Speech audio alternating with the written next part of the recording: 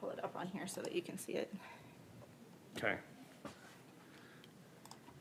So the questions we'll read the questions. They can still chat on here, and you'll be able to see them, yeah.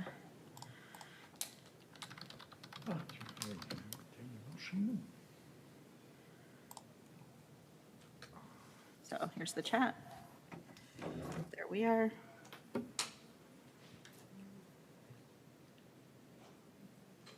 So just for everybody watching on Zoom, we're having a little trouble with the video feed. So if you could go to the link to the library's YouTube page, we've got the video showing live there.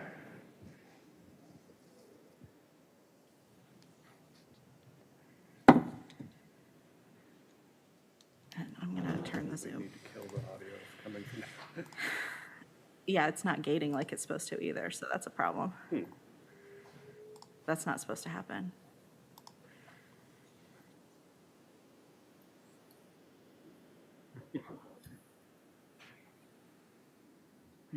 Okay, so that should help. Hopefully that number will drop. And Yeah. The other one will go up.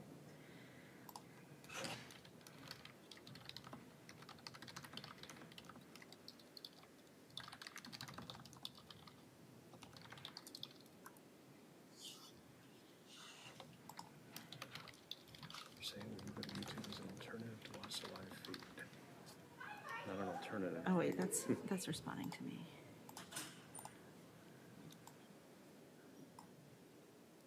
This one right here.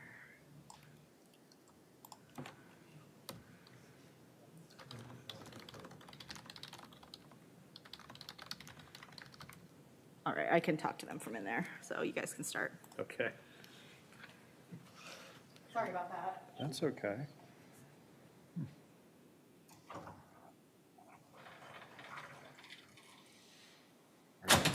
That's going to be disorienting because that's, we still only have a couple people on there. 3, there they go.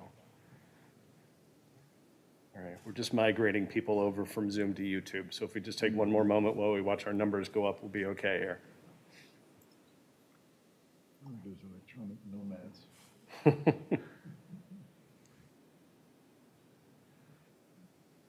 in nomadic poetics. The host will be with you momentarily, right? Exactly.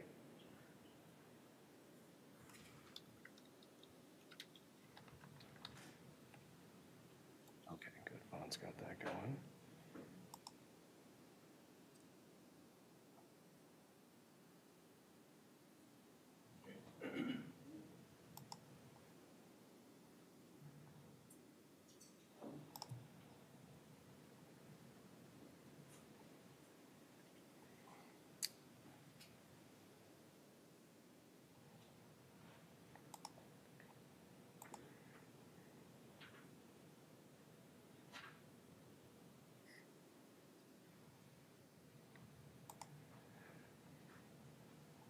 All right, well, while folks are making that change, I think we'll go ahead and officially start, since my part is the most boring part of tonight anyway, so.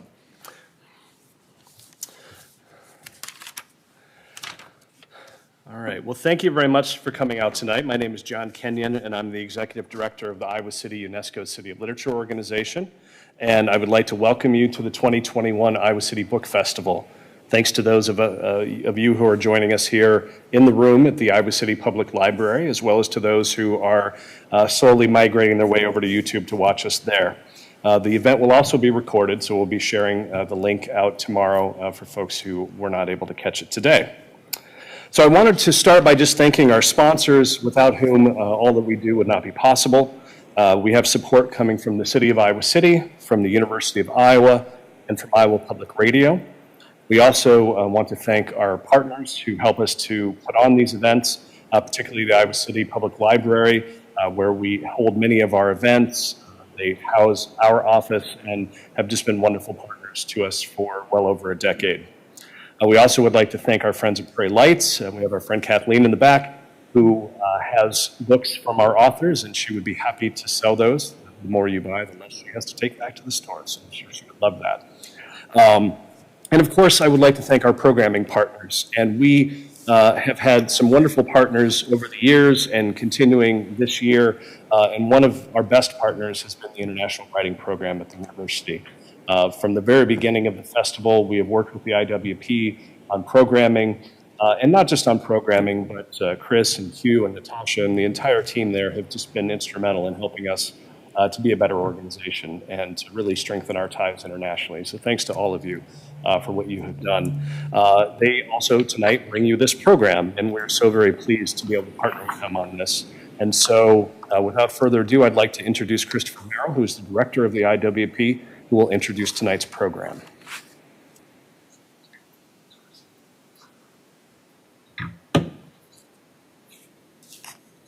Thank you, John. I must say, all thanks to John, who makes the Iowa City Book Festival such a magical event year after year.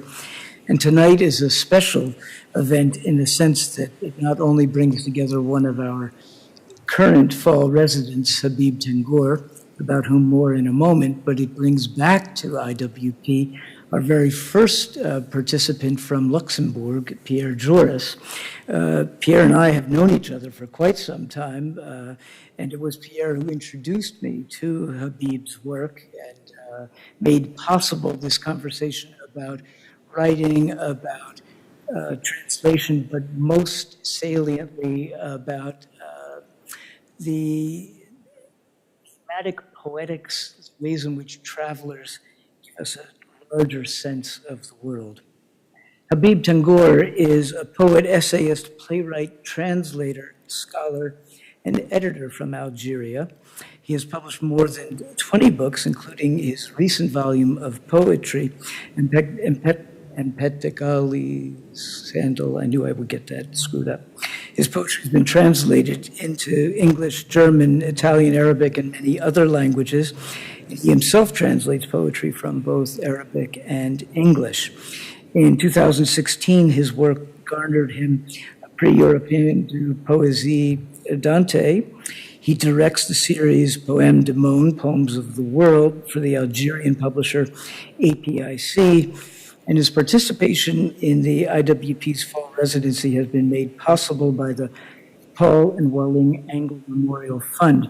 It occurred to me on the way over here tonight that when Pierre was here in 1987, that was actually the last year, the last official year that Paul and Welling Angle were directing the program.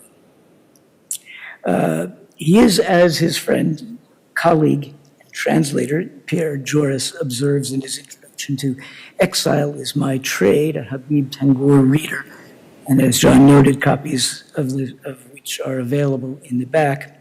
One of the Maghrib's most forceful and visionary poetic voices of the post-colonial era. He has forged from his life between Algeria and France a nomadic poetics predicated on the ways in which exile and migration may be the most important facts of the modern world. The first line of his very first book, published half a century ago, is, "My name is Ulysses. I am 22. I study sociology because I flunked law. And the Republic of Letters is all the richer for it." Please join me in welcoming Habib Tengour.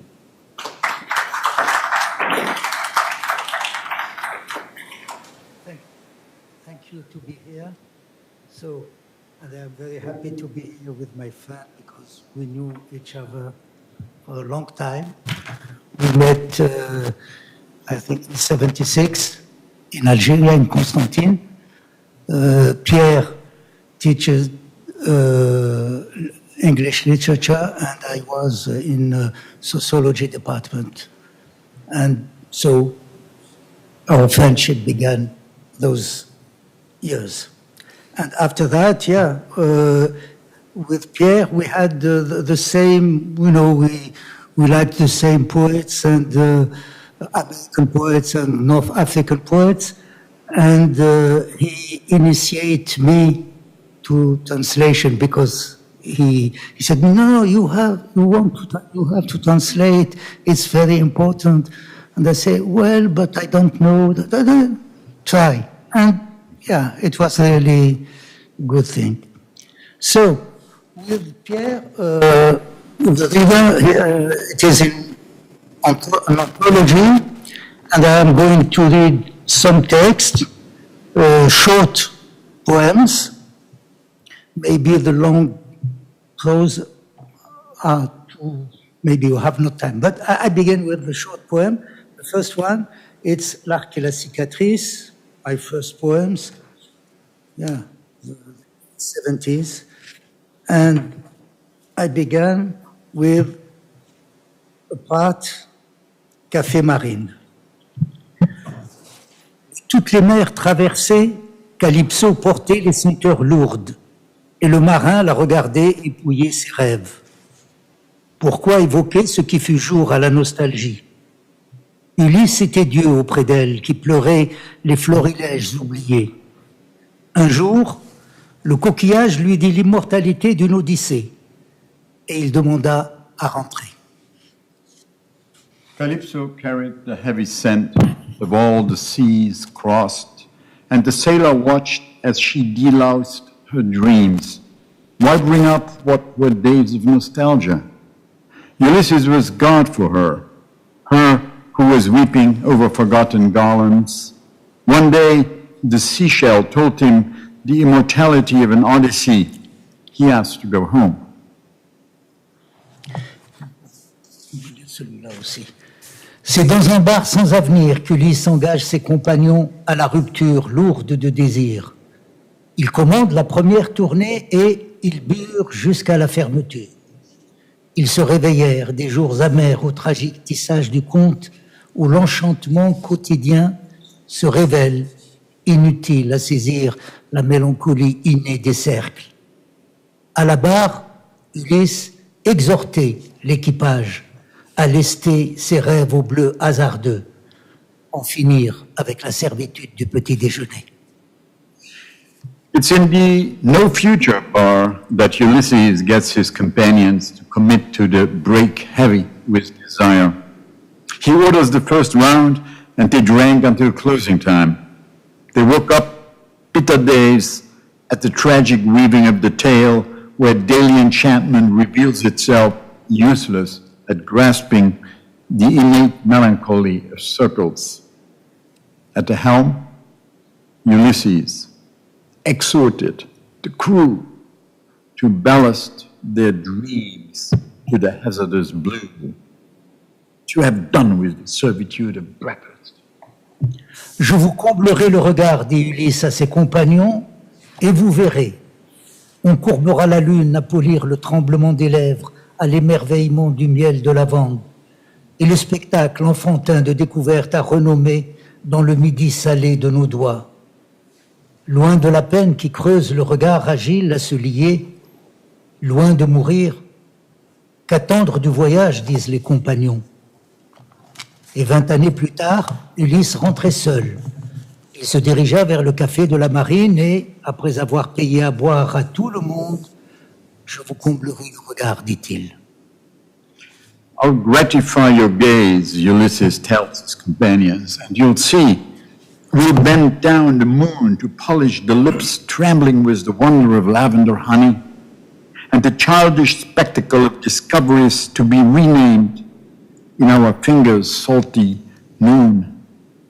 Far from the hurt that hollows the gaze nimble at connecting, far from dying, what to expect from the journey, the companions ask. And 20 years later, Ulysses came home alone. He went straight to the Café de la Marine, and after paying for drinks all around, I'll gratify your gaze, he says. Another part of the book, Chaume-nous étole.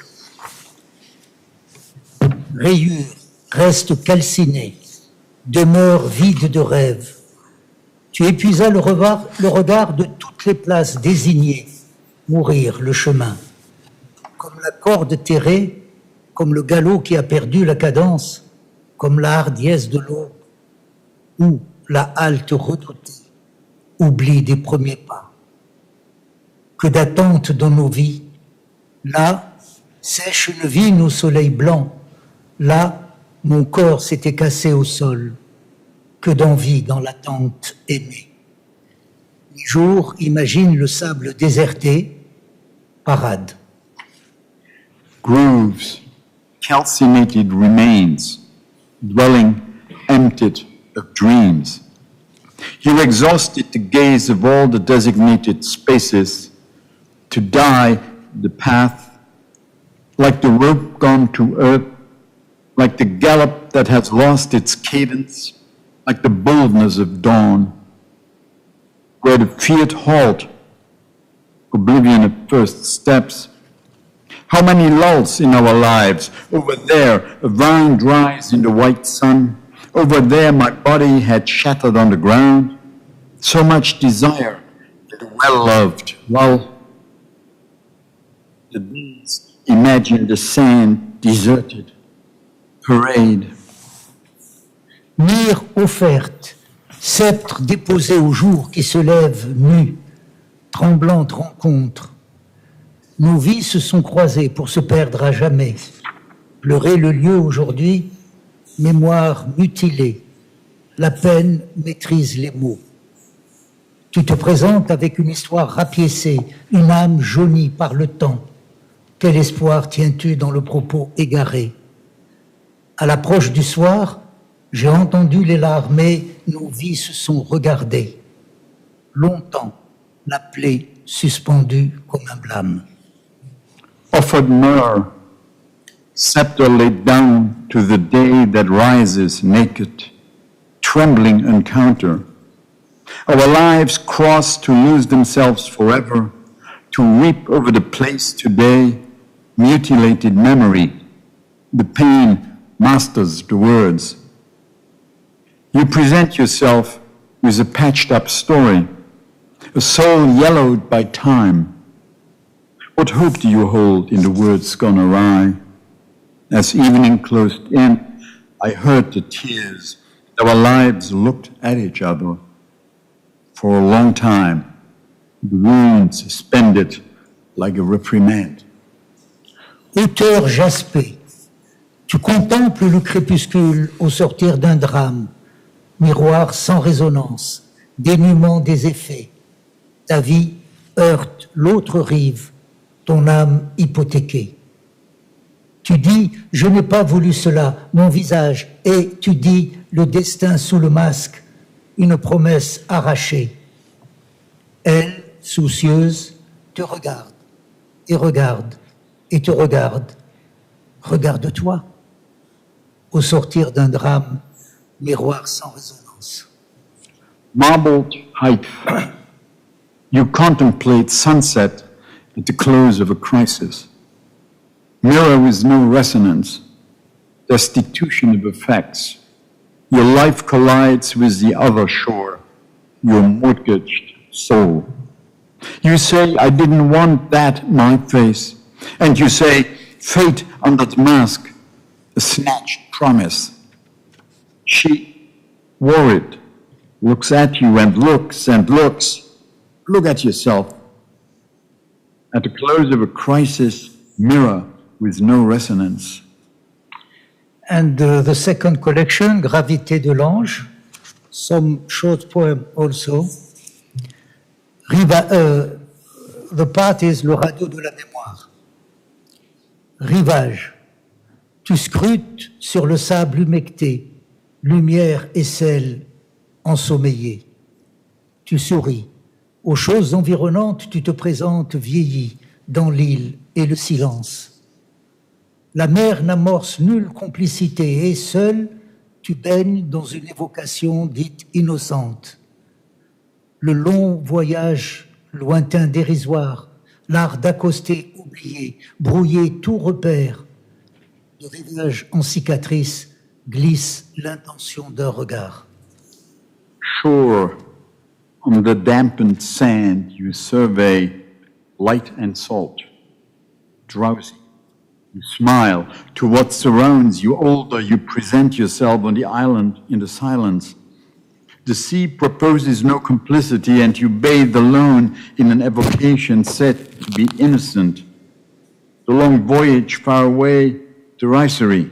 The art of accosting, forgotten. All points muddled up from shore to scar, a gaze's intention slides. Elle, nue, à fondre l'eau dans l'aube naissante, miroir immobile, dilaté, en exaltation, reconnaissance des heures passées, somptueuses et transparentes et bénies. Un mensonge, pan, autruche, une trame alourdie de remords, une fissure que tu observes s'élargir, s'emparer de ton sang en séance plénière. Passion de pièces rapiécées, liantes puis engourdies, foyer lapidaire. La mer nous dégorgea de sagesse corrompue sur une rive d'algues goudronnées, nues tel un rêve, et l'aube bleue de brume s'attarde encore sur nos lèvres.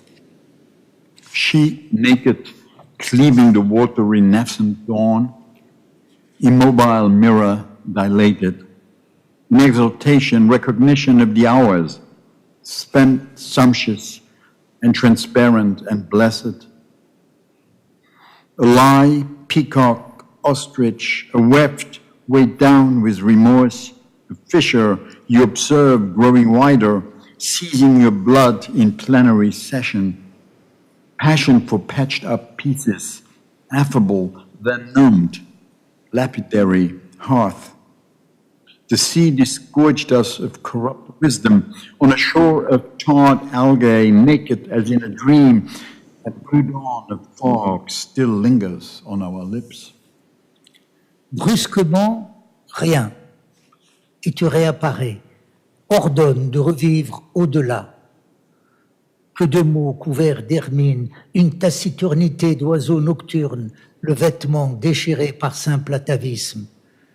Vers l'île, par hasard, hébergement provisoire, captif et la planche à voile, à sortir presque mort de chez soi pour mourir seul et continuer là, dans l'île, comme si rien n'avait été.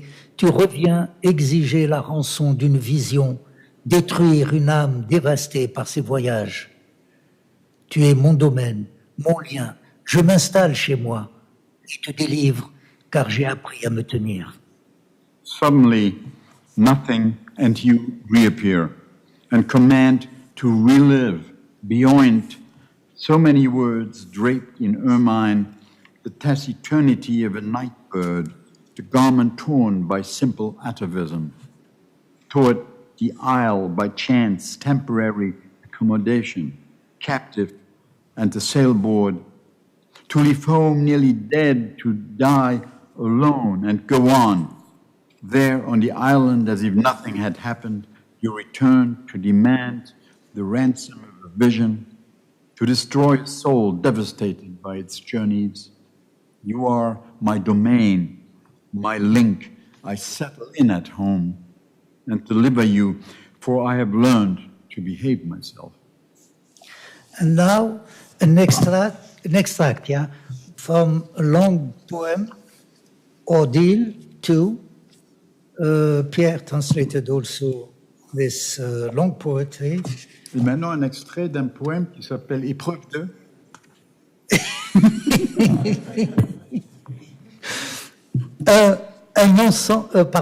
Un semblant d'ordre régnait, mais la confusion s'installait dans notre dos.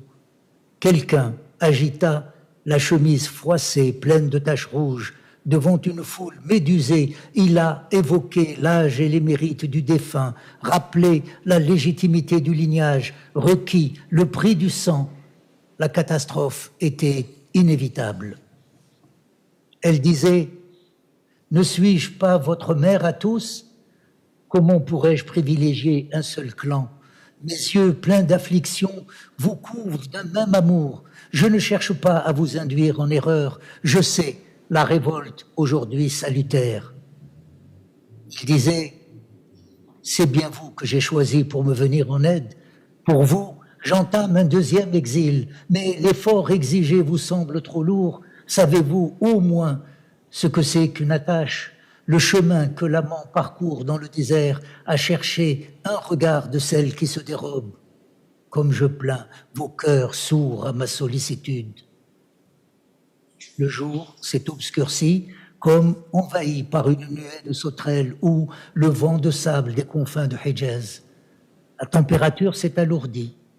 Ce n'était pas un phénomène rare dans pareil endroit. Il n'y eut pas de grande panique. J'ai seulement entendu une plainte. Qui défendra Koufa quand les gens de Koufa seront tous massacrés? Qui défendra Basra lorsque ceux de Basra seront exterminés et les guerriers d'Égypte que l'inquiétude ronge? Qui leur rendra la paix pour ouvrir le couchant? Et ce qui reste d'aide, d'exilés à Médine, de seigneurs du Yémen ou de Bahreïn après la défaite du chameau, qui les réunira? Il disait, j'ai toujours tué ceux que j'aimais. J'avoue avoir joui avec férocité, mais aujourd'hui, je m'en veux de ma précipitation. Je voulais te raconter une histoire, histoire de parler, de passer le temps, sans histoire, sans arrière-pensée, ni sous-entendu, sans souci du sens que les mots prennent quand on n'y prend pas garde, juste pour entendre dire comme bercer ou fredonner, ou simplement se couler dans la courbure de l'air pour n'avoir pas aussi à me glisser dans la trame serrée d'un récit. Je crois bien que j'ai raté mon coup, la guerre est bien là, et les prémices de la discorde consignées dans des ouvrages qui ont défié les censures, à moins que ça ne soit une histoire à répétition, celle de l'éternel retour des désirs inavouables. Il n'a pas su dire exactement ce qu'il avait en tête, peur de se tromper de mots, comme si la parole restait rivée au lexique. En fait, il ne savait pas vraiment comment accrocher ton attention pour t'entraîner dans les méandres d'une histoire qui le taraudait depuis longtemps, l'empêchant d'accomplir son travail journalier et de dormir. Il a bredouillé je ne sais quel prétexte plausible, mécontent de la tournure que prenait la conversation. Tu refusais d'expliquer la situation. Tu éprouvais des difficultés à parler. Tu t'abritais en haut de ta tour d'ivoire. Tu n'entendais pas les rumeurs de discorde et ne voyais rien venir de l'Est ni du Nord. A semblance of order reigned, but confusion was settling in behind our backs. Someone brandished the crumpled shirt full of red stains. Before a dumbfounded crowd, he evoked the age and the merits of the dead one, recalled the legitimacy of the lineage, demanded the blood price. Catastrophe was inevitable. She said, "Am I not the mother of you all? How could I privilege one single clan?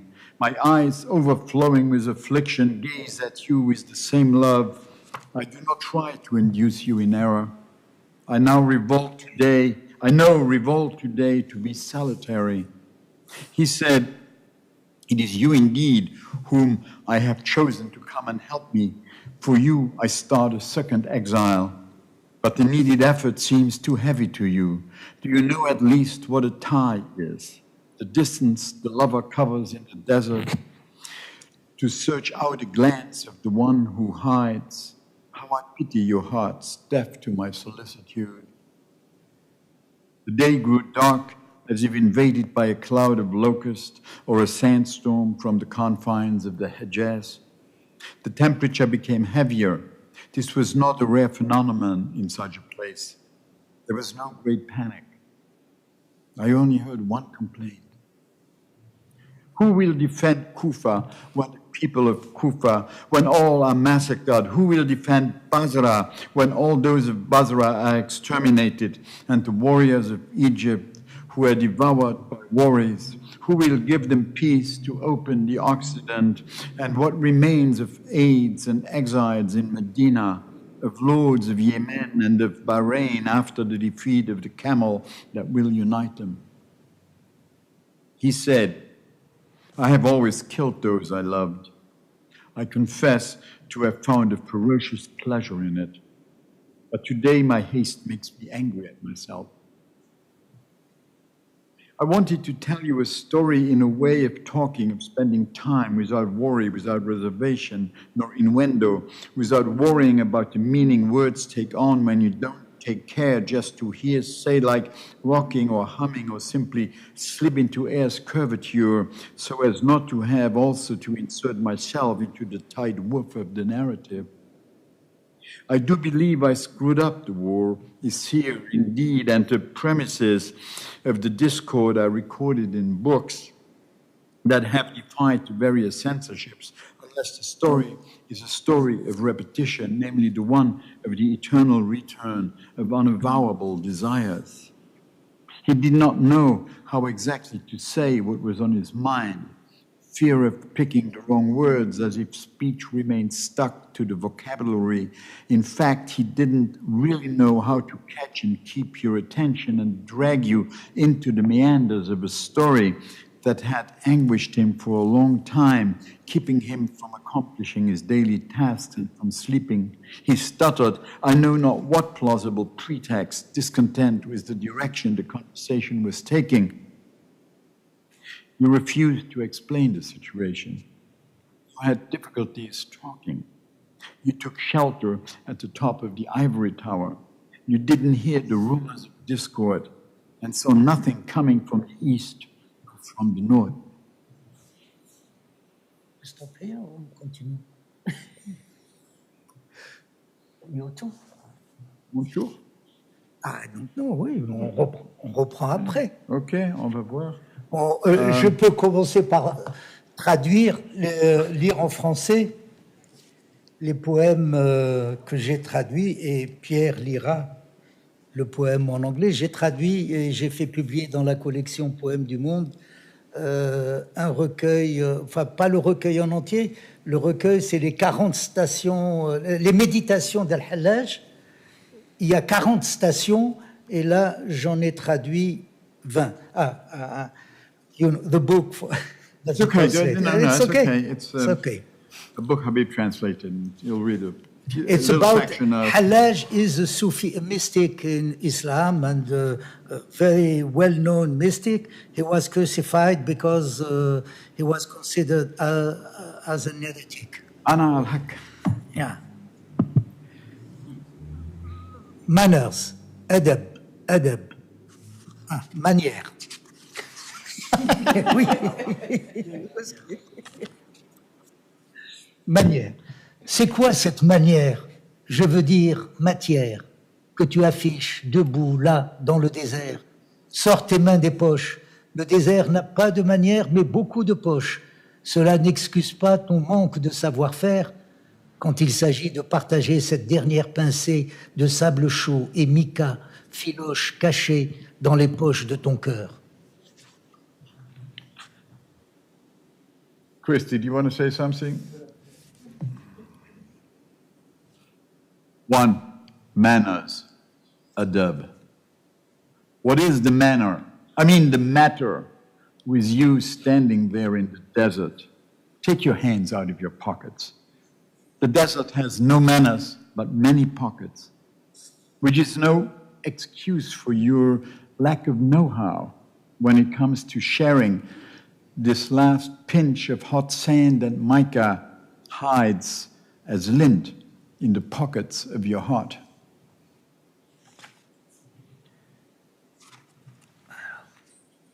Crainte, rahab. La crainte est dans l'ébahissement quand tu le vois. Il t'effraie là où il est le non visible, dont tu sembles vouloir prendre soin, quand bien même cela te lacère d'affronter la crainte qui n'est pas dans la chose, ni la chose même, mais entre les deux. Il est la relation, un nous possible.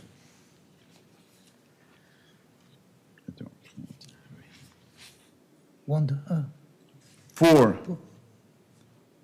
Ah, c'est rach, hein? Non, la crainte. Ah, voilà, yeah. Awe, two, awe. Rahab. The awe is in gawking. When you see it, it scares you. When it's the unseen, you seem to want to care, for even though it scares you to face the awe that is not in the thing or the it, but between the two. It's the relation we can be. Alors, Translated excellently. Recherche. Because the text was I took the, serrage and not search. Oui, vas-y, explique. I took Elegy's 40 statements from the internet, and one of them was misspelled. It was meant to be search, but it was serrage. But so I kept it. That became kind of into the poem. So. Yeah, and I did the mistake in my translation. Recherche. Then it's not a mistake. Yeah, it's not. Il y a confusion à l'intérieur d'une époque. Les termes sont demande sur la table. Que sera, sera. Les étiquettes scélérates sont très demandées. Résignation équivaut recherche, désir. Examine tes mots pour le con de la fusion. Fais ressortir les lettres même si elles frissonnent. Ce sont contes de neige, cette aube. Les mots, comme les palmiers, sont en grande demande. Abandonne.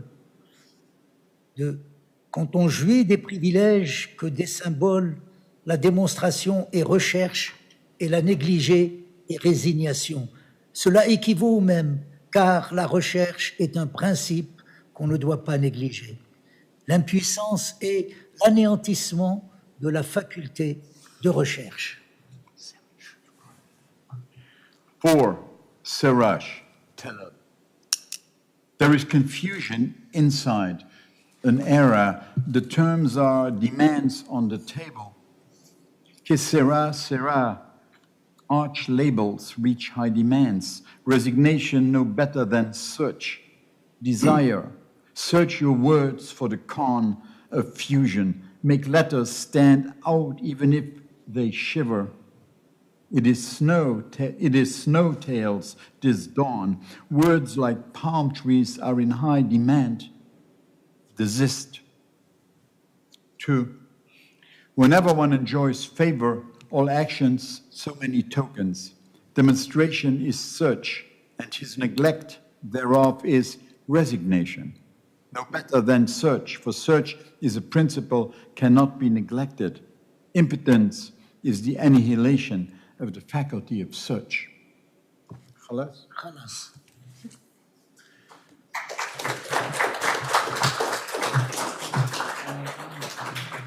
You want to do a little intro as a remark? Okay.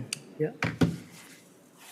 And before the introduction, just wanted to say that we'll have a Q&A afterwards. And for those watching from home, feel free to drop questions into the chat. I think we can read them on both Zoom and YouTube, but I'm hoping everybody is on YouTube now. As I said, Pierre Joris, who was in the IWP in 1987, has since moved between Europe, the US, and North Africa, publishing more than 80 books of poetry, essays, translations, and anthologies, including foxtrails, tales, and trots, poems, and proses. The last volume, this is just in the last 4 years, the last volume of his translations of Paul Celan, Memory Rose into Threshold Speech, a 53 or 54-year-long engagement with that most enigmatic and important German poet, a book of essays, Arabia Not So Deserta, and Conversations in the Pyrenees with the Syrian poet Adonis, all in the last 3 years, as I said. He and Habib co-edited the indispensable University of California Book of North African Literature. That's the 4th volume in the Poems for the Millennium series. And when he's not on the road, he lives in Bay Ridge, Brooklyn, with his wife, the performance artist Nicole Perefit, with whom he published in 2017 the Book of You. The thing I also want to say is that when Pierre told me that when he came here at the age of 21, intending to learn to write in English, his 4th language, the poet he chose to translate was Paul Celan, the most difficult poet of all. And that gives you a sense of the range of his references, curiosity about the whole of the rest of the world, and all of which informs the most dazzling poems that I know of our time. Pierre. Thank you, Chris. Thank you very much. We can talk more of translation later on, because I also translated Kerouac into French. Anyway, I'll read some poems from a yet unpublished volume. I keep writing. I should retire, but no. A book called Interglacial. And by chance, if such a thing exists, the opening poem in the opening book, which is called Loose and Found, is called Elegy for Anselm. And that is Anselm Hollow, who was also somebody who taught here in the writing department at the university. Why? A great brother, a true brother, because he's a Finnish poet who came to America and became an American poet writing in English. So we are really blood brothers from way back, and Anselm passed about 8 years ago. Elegy for Anselm. 1. Eyes, eyes, eyes. Invisible the eyes. 1,000 crows on the snow. And yet 2 crows already make a crowd. 2. And yet we have to travel, Anselm, because there are wines that don't. 3. Ich trinke aus 2 Gläsern, as we both succumb at the royal caesura, the wandering eyes in the crow's nest between poem and translation, translation and poem, bring it all back home.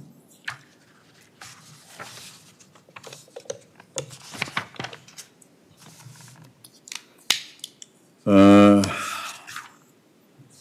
bit further on, that feeling, you can't go on it alone, the vagrant, vagabond, give me a V sign, double it to go wandering, leave the medulla, slip between pyramid and peduncle. The letters go backwards, from jugular to carotid, down, down, afferent all the way, to count the schlep of viscera, lets you know how your gut gets its gut feeling. In praise of aging. The older you get, the taller you get. As you stand on the shoulders of your accumulating years, you see farther each passing year. Just don't turn around. Don't try to wash your ass. Don't fall down.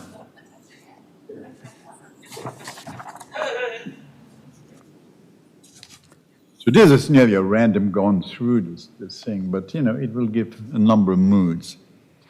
Minutes before breakfast with Mohammed Benis at the Hotel Zelis in Asila, waiting outside, looking at harbor and beach. Here, sun and air dry the ink as fast as I can trace the words. As far as the eye can see, sea meets land, and land's its waves, spermatically white, spill over flat, prostrate sand. An islandology meets a nomadology. Here where Sidi Akbar danced his horse into Atlantic waves, not yet foresee America, that other shore, mirror Maghreb, west of this west, same waves, like same reversal with different distortions.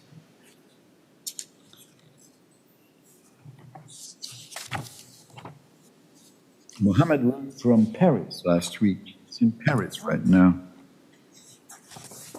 Always traveling. Poets are nomadic by nature. My scene poet may not be Celan, who is a daddy, but is a poet of the pre-Islamic period. So, Tarafa, Ibn Tarafa is my Sudanese saying, one of the non-bourgeois of Calais, on one of the last days of the great emptying, i.e. the shameless hiding of the eyesore Calais refugee camps called the Jungle, where jungle is a translation from Pashto of Sandale, meaning forest. One of those non-bourgeois of Calais reported a Sudanese saying to object to the refugees' dispersal, a saying that says solidarity alleviates pain. And this is how it goes. If we all die together, death is a feast.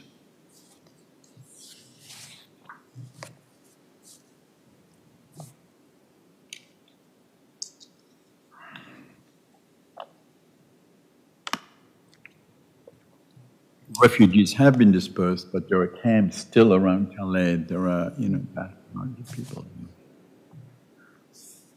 Back in New York, marasma redirects to Knaphalocrocus, which eventually lands me on the Gunus medinalis, the rice leaf roller, a species of moth of the Crambidae family found in Southeast Asia. If you know more, check Wikipedia. I'm sending you there as I have to go out now to make sure the blue of the sky is still holding up those beech trees and the others whose names I don't know, and who may therefore be standing up on their own or possibly under different names, as it is only what we can name that we can knock down. Why do you think those people painted all those animals in the caves of prehistory? It was a school, not a pit or shaft, and the little ones didn't giggle as ours would, pointing to the dots, naming the rhino turds, but all together in their languages made up, that is, intoned, the names of the animals we now call lion, bison, bear, shaman, and whom we have now not only named, but called so often and killed when they came that there is nothing or nearly nothing left, and the children of our children will have to relearn the names of the stones or whatever else may be left.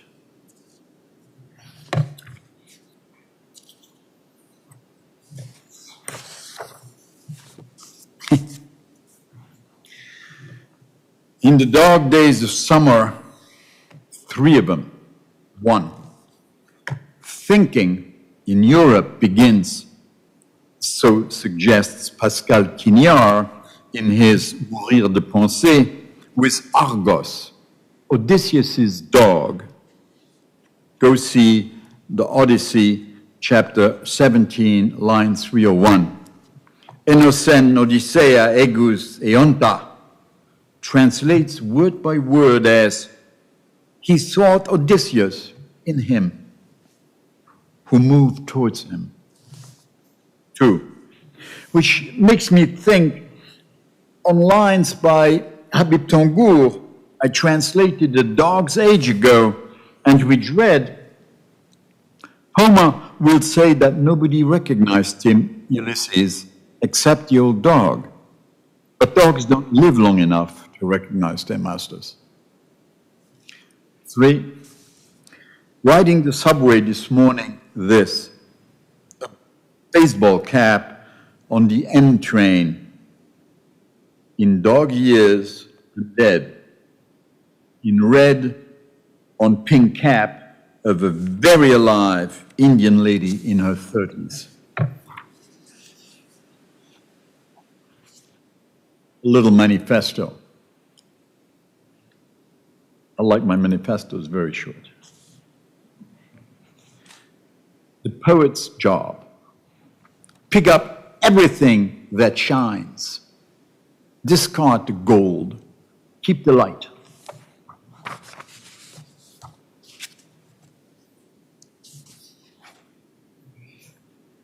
A bit of a longer narrative. We're doing good? We're doing good? Okay, okay. A 3-minute composition à la mode Dalachinsky to celebrate Steve. Steve Dalachinsky was an American poet, New Yorker, a complete the classic New York Jewish kid, neurotic like no one's business, living off jazz all his life, selling books in the street to make a living, superb poet, worked with jazz people all his life, and he passed. He was a close friend. He's married to a wonderful Japanese poet, so they were an amazing couple. It was so much fun when we moved to New York, and actually Nicole had been there before and met them, and Steve showed Nicole the jazz sites, which we loved very much. So I wrote for a celebration of Steve Dalashinsky a couple of months after his passing, a 3-minute composition a la mode Dalashinsky to celebrate Steve. And when I crossed the street, St. Mark's, it was from Puerto Rico imports to the northeast corner of 2nd and St. Mark's, I thought I should go sit on the terrace of the Dallas barbecue to write this poem to you, Steve-O, to celebrate your days and nights in New York, as incarnation, as New York is incarnation, or you are incarnation of, to celebrate your days and nights, that is your life here, as I remember an occasion when I crossed this street, St. Mark's, where by all rights I should have run into you back when, 69, 70, 71, but didn't, or we did but didn't know who we were, too stoned maybe to look out, stuck inside not only the big shitty, but our own young selves, selvas oscuras, if you permit me to quote that obscure Italian Dante, in the East Village psycho delicatessens jungle, undergrowth and ground. And right here, I was again coming from Puerto Rico imports with my twice 1.5 pound coffee beans under arm and crossing over to the northeast corner of 2nd and St. Mark's on a late summer, early evening. And I didn't think of going to sit down in the Dallas barbecue terrace because for the nth time I wondered what a fucking Texican barbecue was doing in the East Village on that hallowed corner just across Gem Spas, where back when was now, and we'd run into Ginsey picking up his just delivered copy of tomorrow's New York Times, and anyway, that time the terrace was clearly full. No place for me, every chair taken, and on 2 of them around a small table laden with food, there was you and Yuko, absorbed and digging in with visible pleasure, so neither sun nor hunger nor napkin could wipe away that slight smirk of skepticism played around your mouth from birth. You hadn't seen me yet, so I took out my phone, shifted coffee bags on the left arm, and snapped you and Yuko eating. See, here is the photo. I'm not making this up. Then you saw and said, "Hi, Bub." And I said, "Steve-O, jolly-O." Got to boogie to a reading. You said, "Go, man, go. Say hello to the lady. Maybe I'll see you later. Have 2 other gigs I need to catch first." And when I crossed that street again in the first line of this poem, my friend, it was cold and wintry, and all the tables and chairs were empty. I thought of sitting down to write this poem, but there was no music to cut the cold, and so I moseyed on till nights later. I mean, like tonight, I came kind of natural, took out pen and notebook, just as Joel and Faye started to play here at the Zürcher with Yuko a few chairs away, and Nicole sketching in the back, and you not quetching by my side, but here, yes, here to be here, that music, here, lend me your ear, Steve-O, Dalla, Mensch, I miss you so.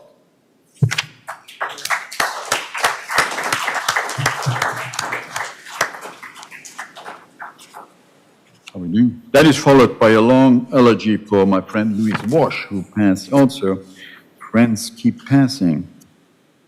During a Zoom reading by Jerome Rothenberg, 2,000 run-of-the-mill Buddhas tread water. There are no mirrors anywhere in the world, only others. In several parts, the whole is and is not. The whole is and is not in separate parts. In acts of cruelty, the present is miscarried again and again. time, you say, is a bullfight. I say time is kneeling in the sand hour, facing the bull.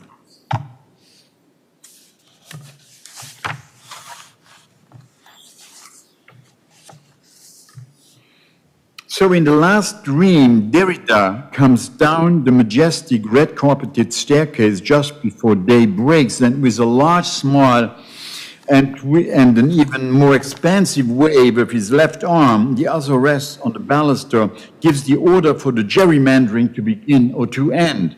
I can't be sure now how this one links to the long black and white dream just before. Only a quick piece separates them, in which I talk lengthily to various politicians and a few pundits, me included, it seems, about the evil of gerrymandering, and we are all absolutely certain as one can only be in a dream, that our lives depend on ending that terrifying trend. And now that I woke up for good, I would really like to go back into the last one and ask Jacques if his gesture meant to begin or to end what the dream proposed. But I can't. The sun has risen behind me where I can't see it, but I do see its reflection in front of me, reddening the East Coast build-up west of here and on Staten Island just across the Verrazano Straits. It's quieter today, these waters, not half as roiled as yesterday, or as my dreams made me. Thank you.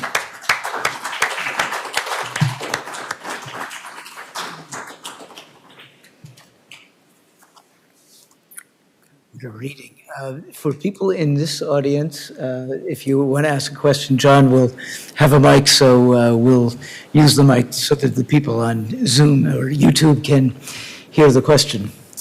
Anybody? Yeah, right here. And I will say, I think I'm on. We didn't have any questions yet on YouTube, but we did have a lot of praise, so you have to go back and look through the chat to see all the nice things folks have said about you. Okay. Hi, hello. Actually, I have this question regarding the Al-Hallaj poem you've written. Because, Al-Hallaj is a very argumental, personality through the history, especially the Arabic history. And I feel that because he killed, because before, he completing what he was wanting to say to the end, he is an aspirational personality for a lot of people to write what he wanted to say. There is this, famous poetry play, which has been written by the Egyptian poet Salah Abdel Sabur, which is called, I think, Al-Hallaj. And I want to ask you, when you were working on the subject, what did you feel that there is missing about Al-Hallaj that he not have been said yet, that made you to complete his, what he wanted to say? Well, clearly in the West here, Al-Hallaj is not that well known, except for some people who are interested in Sufi work and so on. So if you read Henri Corbin, or if you know some of those people, Massignon, of course, did the big books on him. I have always enjoyed and been very involved. I was more involved with Ibn Arabi for many years, reading and thinking, and then it so happened, two things happened. My sudden, very deep interest in Mansur al-Hallaj coincided with America starting the Gulf War. And I wanted to write an anti-war poem to stop the war.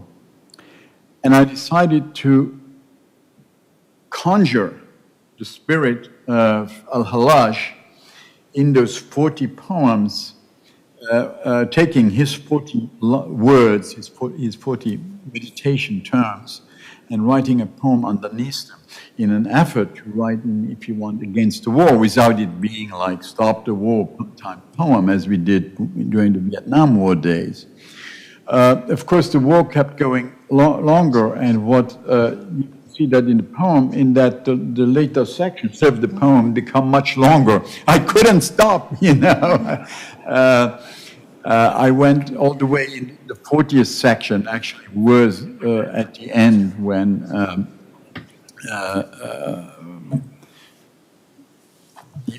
that one is not here, right? This is only the first 20.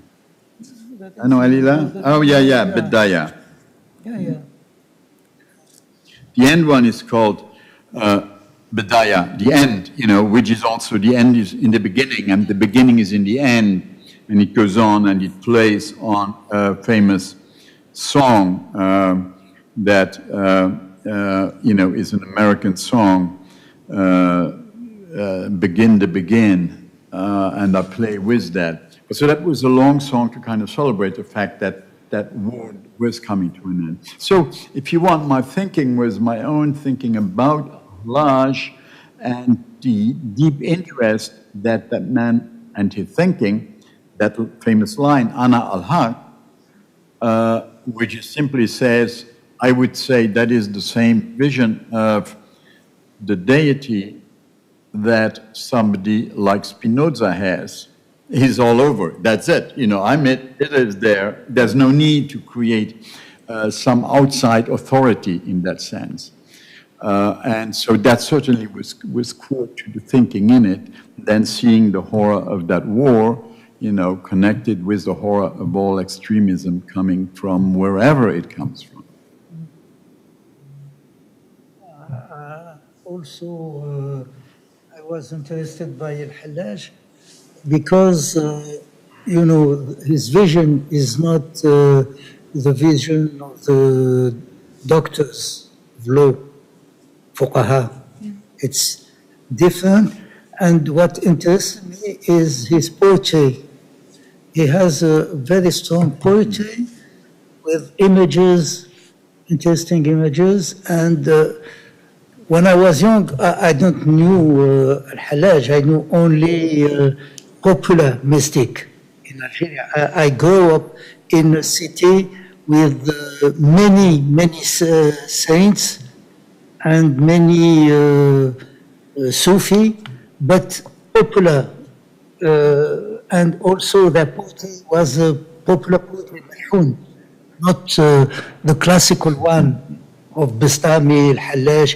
I knew them after when I was in France because there was a mood in the 70s, many writers, Maghrebian writers, and also I think Arabian writers were interested in the Sufism because of the way how they manage the language. Tawasin, Al-Hallaj is very interesting to read and very complicated. You can't understand without illumination. And it is how to read the words and how to be illuminated by the word, which is interesting. It's a poetics that interests us today in a very contemporary, poetics. Poetic, Janabi. When I met Janabi or Adonis, Shawqi, Abdul Amin, so we spoke about those. Medab also, Medab translated Bistami in French. And he knew because Medab differently, because Algerian poets or Algerian writers, we had not the classical culture, but we have the popular culture, and you can find the mystic in the right Katib Yassin or Muhammadi, but it is only with the popular connection, But in Morocco, little, but in Tunisia, Medab has the different education, Arabic education, and in Islam also. He had Ibn Arabi, but I saw one. I mean, because Ibn Arabi is very difficult to read, and Medab thought always the Algerian, you don't know anything about this, and I invited him in a seminarium, conference about Ibn Arabi in Oran. Rouen is the city near mine, Mr. Ghanem. So many people, old people, dressed in Arabic dress, and I come. Who are they? I say, but they are in how to say, confrérie, brotherhood. The brotherhood, Yeah. the Sufi brotherhood. Sufi brotherhood, and they know. How do they know Ibn Arabi? But I say, you remember Ibn Arabi, our big author, Emir Abdul Qadir, who fight against French colonized. He, how to say, he discussed Ibn Arabi, and he commented Ibn Arabi in his book, Kitab al-Muwaqif. And I told him, you know, in those brotherhood people, they are maybe, with the popular culture, but they read also and try to understand Ibn Arabi. Now, it is fascinating one to say, somebody he mentions there, our good friend, the Tunisian poet, Abdul Wahab Madeb. For the English speakers here, there is a book I translated of him, still available, and it is called The Malady of Islam. And it was the essay that Abdul Wahab wrote right after the 9/11 disasters, and that we were very good friends. Didn't have as many contention as the Algerian and the Tunisians had. But I translated it as he was writing it to get it out here, because I thought it was essential to do in relation to that whole knocking down of anything Arab in this country after 9/11. So that book, The Malady of Islam, is still available. He is one of our generations, I think, one of the superb essayists out of the Maghreb and poets. And his first book is also, which is very good, is also available in English. Talismano. Yeah, it's not exactly a question, but they would love to hear more about Habib's reworking of culturally specific material in his poetry. That's a question I think that both Habib and Pierre might address. How do you rework culturally particular material To write what I... Is it like, just in general? Why does he go to the Odyssey? Why is he rewriting the Odyssey all the time? The Odyssey, because... You can translate from English to English. Because when I was 7 years, we saw the film of Camerini, Ulysse, with Kirk Douglas and Anthony Quinn, Silvana Mangano, and I was in love with Silvana Mangano. Yes, and I wrote many things because she, the perfect woman from Silvana Mangano. And I wrote many because, during when I grew up in France, for me, Ulysses, it was the return to the native land, to to return to the land. And it was the thinking of the Algerian migrant, those times in the 60s. They thought, we are just here for a moment and we return in our country. They didn't return. But I grew up with this mentality to return. And I returned, I returned when I was 25 in Algeria to do my military service, and I worked 5 years in Algeria. But all my imagination, all the what I had, for example, for Sultan Gallief, I had big material about Marxism, movement, Bolshevik movement, and I wrote about one Bolshevik Islamic Bolshevik, Sultan Galiev, and he was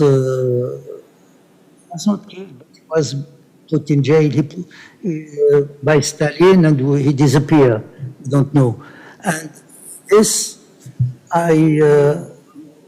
when I have to write all this material, I work with this material as poet, not as academic. But I need to have precise knowledge about what I am writing. And and also with my job, anthropology, I did many survey in land in Algeria, and after that in France, in the suburb, young people, and also after that with the old people. Well, because now I work, before I retired, I worked about old migrant, how to live exile, how Algerian or Maghrebian migrant lived their exile in France. It's a beautiful book. Yeah, and I wrote long poetry, and I worked with a photographer, and we did a book on this. But besides that, I also wrote, but just how to say, paper for academic papers. No, academic essays and yes, so on that material. because I was in the university. It was your job. I can, My job. I can do a little take, my take on Ulysses, because I have a slightly different take. I love that movie too. We saw, being at the same age, I saw that movie as a kid too. But in an essay I wrote, it came out recently, I'm afraid all of a sudden that I dream of myself as a kind of modern Odysseus returning to Ithaca. So I had a dream where I'm going to Ithaca, and I realized, no, it's Ithaca, can't be Ithaca, New York, so it must be that Ithaca. And I really don't want to do that. I write, no way, Jose, as we say in New York. I have never been very fond of that founding story of the Greco-European culture, even though I enjoyed and learned some of it from its Latin note retitled rewrite by one man called Joris in the early 20th century. Have in fact at time lambasted it as the first bourgeois novel, telling the unbelievable and unbelievably macho tale of a warrior who, after much slaughter of innocent victims, delayed going home to his quietly and faithfully waiting wife because too busy drinking, carousing, and philandering with various ladies along the road. The gods in the story, Poseidon made me do it, are always a good excuse. Here and everywhere else they show up. I mean, we make them up and then have them show up to give us an excuse, right? Of course, the fascination with, with Ulysses, Odysseus, Ulysses he, Odysseus I, is there and remains. We translate him differently. The poem I read about Odile, I wrote this text in the 90s, and it was the civil war in Algeria, and how to talk, about this, about the civil war. I was thinking about the moment after the death of the Prophet, and the fourth Caliph Ali want to be Caliph, and the third was killed by Muslims, and they say Ali is the Caliph.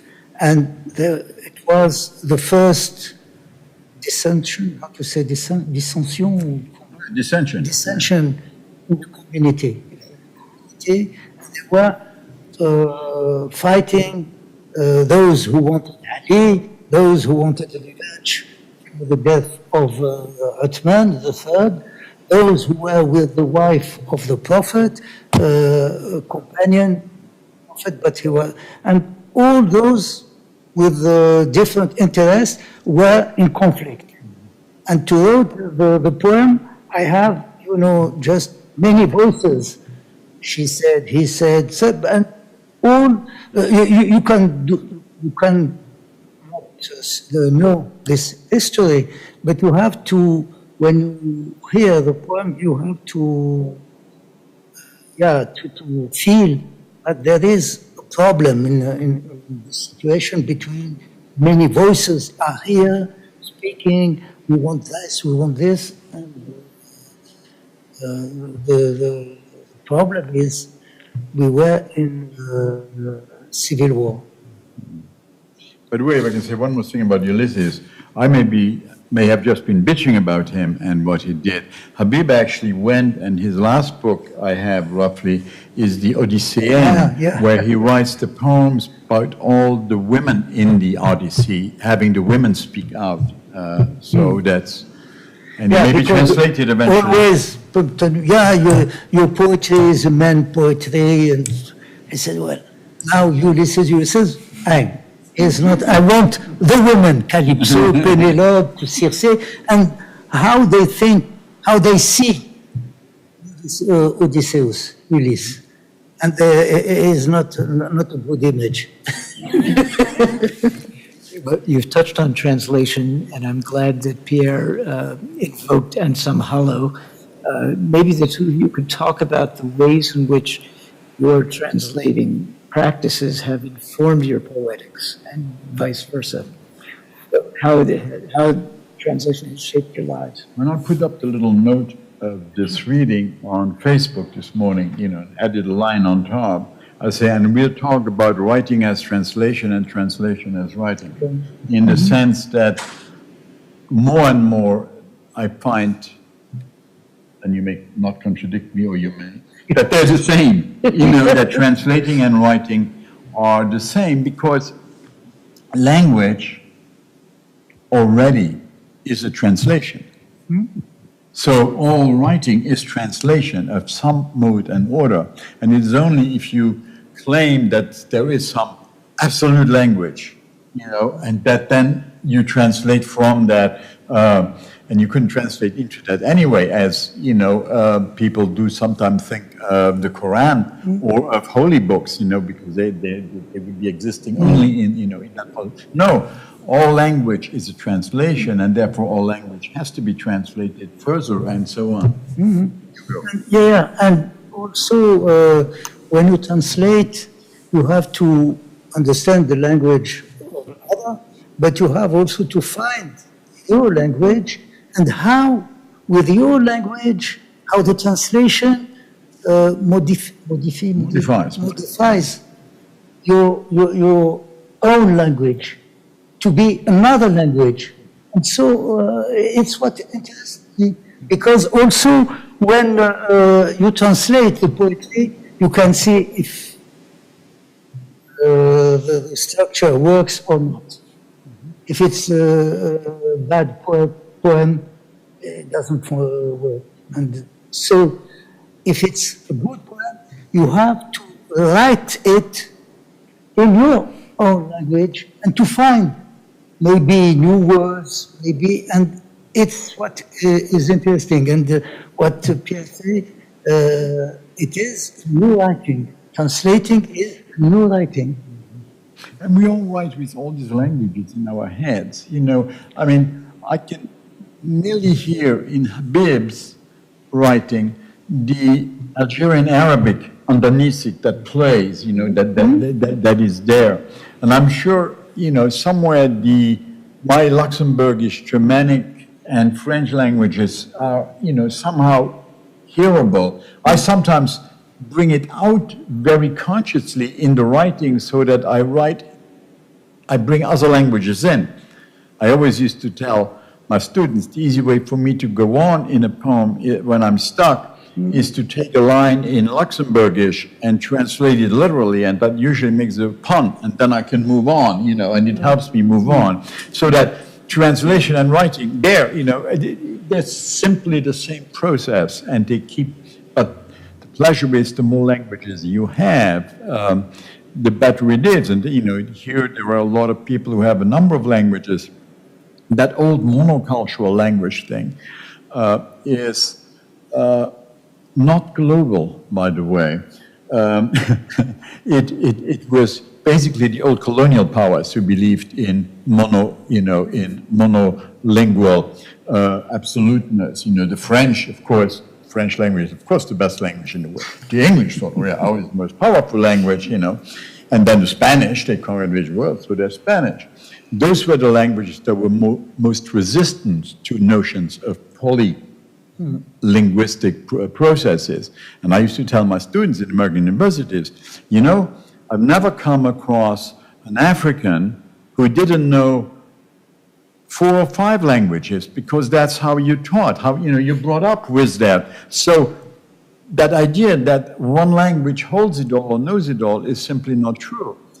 And when I quit teaching creative writing and would teach translation instead, because that way I could tell my students, you see, you really think that the language adheres to objects and you try to get that into the poem so that is right. If you work with different languages, you know that words do not adhere to objects that way. The objects escape, and therefore you have to work with words as the matter of the poem, not some fake relation of the word to the object, or you get wiser by knowing that, a tree, an arbre, and they're the same, but they're not the same. So voilà. I ended with a French word there. That might be a wonderful place to stop. Thank you, Pierre and Habib, for a really extraordinary evening. Thank you. Thank you. All right, before we let everyone go, I just wanted to thank all of you again for coming out tonight. Thank you for the International Writing Program and our 2 wonderful speakers this evening. We do have plenty of other things to come on the festival, but I won't keep you much longer to tell you all of those things. I will just let you know that if you are here in the room, we have schedules over here on the side that you can pick up that list all of the events we have going on. And if you are watching us from home, iowicitybookfestival.org has all of your schedule and information needs. I will say that the International Writing Program will be back in this room on Friday at noon for their panel discussion. They have a series of those, and they're gracious enough to let us call their Friday panel during the festival part of our festival. So we're very pleased about that, and I believe Habib is coming back for that. So there's more to come there. So again, thank you very much for being here. Our friends at Prairie Lights are in the back of the room if you would like to purchase books from either of these gentlemen. And if you are watching at home, you can do so at the store or at prairielights.com. So thank you again for coming, and enjoy the rest of your evening. And if you buy the books, we're more than willing to sign them for you. Yes, of course. If you buy your books, you can bring them back up front, and they will be happy to sign. Thank you.